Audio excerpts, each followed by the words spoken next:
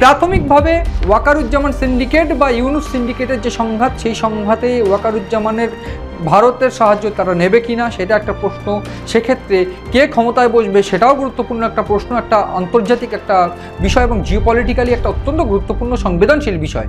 ঠিক অন্যদিকে যেটা বিশেষজ্ঞরা মনে করছেন, বাংলাদেশ কিন্তু আরও একটা পাকিস্তান হওয়ার পথে, এবং ঠিক সেই যে পাকিস্তান বানানোর যারা কাণ্ডারি সেইটা হলো জামাত এবং জামাত ইসলাম। আমরা ইতিমধ্যে যেটা দেখতে পাচ্ছি বাংলাদেশে, ইতিমধ্যে ঢাকা, রাজশাহী, চট্টগ্রাম বা অন্যান্য ক্ষেত্রে জাহাঙ্গীর বিশ্ববিদ্যালয় এবং সেই সমস্ত বিশ্ববিদ্যালয়ে একচেটিয়া ক্ষমতা দখল করছে জামাত এবং জামাতের যে ছাত্রদল বা ছাত্র শিবির।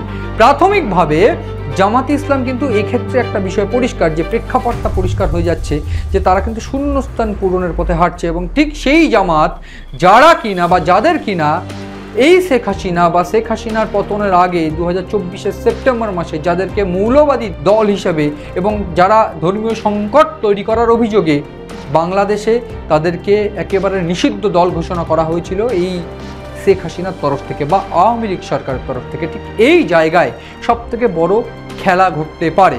প্রাথমিকভাবে আমরা দেখেছি এর আগে যদি ইতিহাস ঘাটা যায় তাহলে সেক্ষেত্রে মুক্তিযুদ্ধের সময় বিভিন্ন ক্ষেত্রে অভিযোগ ছিল জামাত ইসলামের বহু নেতাকর্মীরা বাঙালি হত্যায় একেবারে লিপ্ত হয়ে উঠেছিল। ঠিক সেই ক্ষেত্রে পাকিস্তানের সঙ্গে হাত মিলিয়ে জামাত যে ষড়যন্ত্র তারা করেছিল, সেই ষড়যন্ত্রের বিরুদ্ধে ক্ষোভ কিন্তু বরাবরই ছিল। ওদিক থেকে একটা বিষয় অত্যন্ত গুরুত্বপূর্ণ যে জামাতের যে আমির ইতিমধ্যে শফিকুর রহমান, তার সঙ্গে রাষ্ট্রপুঞ্জের বৈঠক হয়েছে, এছাড়া পাকিস্তানের বিদেশমন্ত্রী ইশাক দারেরও বৈঠক হয়েছে। এটা সম্প্রতি ঘটে যাওয়ার ঘটনা, এবং ঠিক এই জায়গায় বিশেষজ্ঞরা মনে করছেন যে একটা চাল কিন্তু চালতে পারে জামাত, এবং সেই চালটা কিভাবে সেই প্লটটা সাজানো হচ্ছে সেইটা নিয়ে আজকের মূল অনুষ্ঠান।